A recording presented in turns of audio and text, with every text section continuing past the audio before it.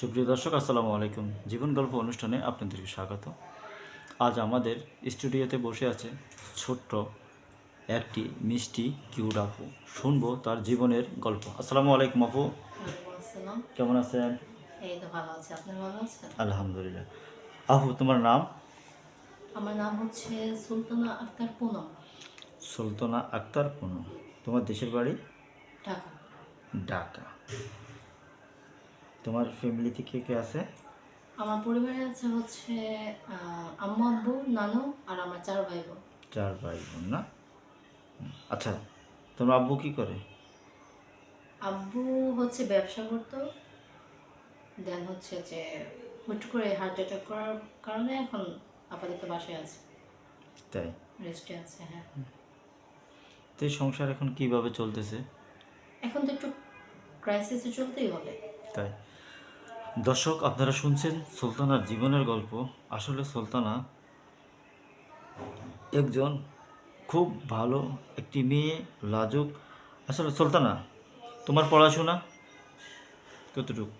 আমার পড়াশোনা হচ্ছে আমি ইন্টার পাস করেছি, এখন হচ্ছে অনার্স ফার্স্ট ইয়ারে আছি স্ট্যামফোর্ড ইউনিভার্সিটি অফ বাংলাদেশ। এখানে আমি জার্নালিজমে আছি। তাই? তো বাবা, এই সরি, তোমার এখন পড়াশোনা কিভাবে চলতেছে, যেহেতু বাবা অসুস্থ? আসলে এখন হচ্ছে আমার সেমিস্টার ফাইনাল শেষ হলো, এখন পরের বছর আমি কিভাবে কি করব আমি আসলে ঠিক এখনো বুঝে উঠতে পারিনি। তাই? দর্শক, আপনারা শুনছেন সুলতানার জীবনের গল্প। সুলতানা আসলে একটি হাসি খুশি মেয়ে। আসছে আসলে ওনার আর্থিক ভালো ছিল, বাবা অসুস্থর কারণে আসলে সেটা আসলে মানুষের কখন কাকে কোন পর্যায়ে নিয়ে যায় সেটা উপর আল্লাহ ভালো করে জানে। আর এমন না ভাইয়া যে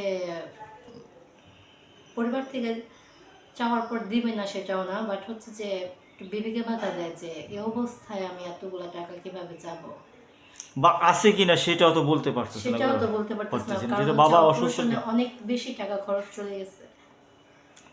আচ্ছা ভাইয়া, যেহেতু তুমি সামনে আগামীতে ভর্তি হবে জানুয়ারি, আর সময় বেশি নেই, যদি আমার এই ভিডিওটা পাবলিশ করার পরে দেখার পরে হয়তোবা কোনো ভাই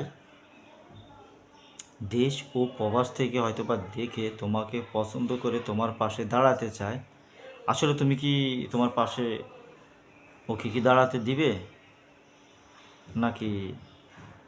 না, কেউ যদি এই অবস্থা আমাকে সাহায্য করতে চায় বা হেল্প করতে, যেটাই হোক মানবিক ইয়াতে, তাহলে ঠিক আছে। আচ্ছা সুলতানা, তোমার কথা আমি বুঝতে পারছি, আমার দর্শকদের বলছে। আচ্ছা সুলতানা, তোমাকে হয়তোবা কোনো ভাই, আমার ভাই থাকে হয়তোবা জার্মানে, সেই তোমাকে পছন্দ করলো, তোমাকে সব কিছু করলো, সহযোগিতা করলো, তোমার পড়াশোনা চালাচ্ছে, সব কিছু দিচ্ছে, তোমার সব কিছু সে দেখতেছে। লাস্ট এমন যদি হয়, তোমাকে সে যদি পছন্দ করে, বিয়ের হাতটা ধরতে চায়, তুমি আসলে কি করবে? আশা কি আছে নাকি? এখন একটা মানুষ যদি আমার জন্য এত কিছু করে, তাহলে আমি হচ্ছে এত বেমান না যে আমি তার হাত ছেড়ে দেবো। সত্যি? আমি একজন খুব লয়াল মানুষ, মানে লয়ালটিকে খুব বেশি প্রায়োরিটি দিই। তার মানে সত্যি তুমি হাতটা শক্তভাবেই ধরবে নাকি, না লুজ করে ধরবে? হ্যাঁ, না না না, আমি ইউজ করা, তারপর তার টাকা পয়সাকে ছেড়ে দেওয়া, আমার মেন্টালিটি একদম অন্যরকম। তাই? আর আমি বলছি আমি মিথ্যা কথা বলা পছন্দ করি। আমি এমনি টুকিটাকি তো অনেক খারাপ কাজই করি, এখন হচ্ছে যেটা আমার আয়ত্তে আছে যে এটা থেকে বিরত থাকার, সেটা আমি না করারই ট্রাই করি। দর্শক, আপনারা শুনছেন সেই ঢাকা ডিস্ট্রিক্টের মেয়ে সুলতানা। তার জীবনের অনেক গল্প, অনেক কষ্ট, অনেক কিছু আজ শুনবেন। সুলতানা, তোমার পছন্দের জামা কি? বলো, তোমার পছন্দ কি?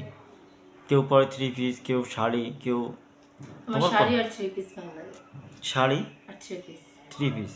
আচ্ছা, শাড়িটা কেন পছন্দ তোমাদের? এটা তো মেয়েদের সবারই পছন্দ। মেয়েদের সবারই পছন্দ? পছন্দ, হ্যাঁ। তাই?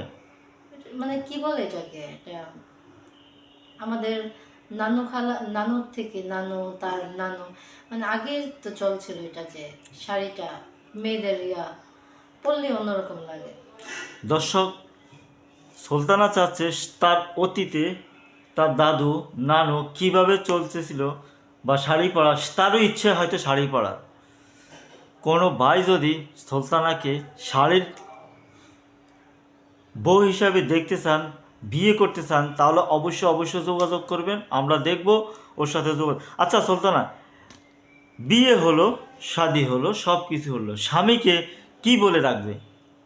মানুষ তো অনেক কিছু বলে রাখে, কেউ সোনা, কেউ জাদু, তোমারটা কি? আমি জানি না কি বলবো, বাট যে আমি আপনি বলে সমর্থন করব। তাই? হ্যাঁ। সত্যি? আর কিছু বলবা না? সেটা তো তার সাথে আমার পার্সোনাল নেই। তাই? স্বামীকে পেয়ে সব কিছু ভুলে যাবে নাকি? না আমার না না, মনে হয় কেন? দিশারা না স্বামী না, যখন কাছে পাবে মনে হয় দুনিয়ার আর কিছু মনে থাকবে না, না? তার প্রতি এত সেটা ভালোবাসা থাকবে। কখনোই না। ভালোবাসা তার তার প্রতি ভালোবাসা একরকম, আমার পরিবারের প্রতি ভালোবাসা একরকম। তারপরও একজনকে পেয়ে যে সবাইকে ভুলে যাবো, সেটা কখনোই না। না, যখন তাকে কাছে পাবে, পরিবারে তো কখনো কেউ ভুলতে চায় না আর ভুলবে না, কিন্তু যখন কাছে পাবে মনে হয় নাকি, মানে ওই রকমের ভাব তোমার? যখন কাছে পাবো তখন তাকেই টাইম দেওয়ার চেষ্টা করবো। সত্যি? হ্যাঁ। তো ওকে নিয়ে কোথাও ফুচকা খাওয়ার জন্য বা কাচ্চি খাওয়ার জন্য যাবে হ্যাঁ, না? তা তো আবদার করবোই। হ্যাঁ? সেটা তো আবদার থাকবেই। সত্যি? মানে তাকে সারাক্ষণ নিয়ে তুমি ব্যস্ত থাকবে? হ্যাঁ? তাকে যদি সারাক্ষণ নিয়ে ব্যস্ত থাকা হয়, তাহলে সে কাজকর্ম কিভাবে করবে? না, সে তো হয়তো বা প্রবাসে থাকে, আসছে হয়তো 6 মাসের জন্য। যদি এমন কোনো ব্যক্তি হয়ে যায়, তা আমার মনে হয় তুমি তাকে ছাড়বে না, না? না না না, এরকম কোনো কিছু না। তারও তো একটা লাইফ আছে, তাই না? তাই? সে তার লাইফ করবে, এনজয় করবে, এত বছর পর বাইরে থেকে আসবে। তাই? আমি কেন তাকে আটকে রাখবো? না, আটকে রাখবে না, তোমার মায়া জালে আটকে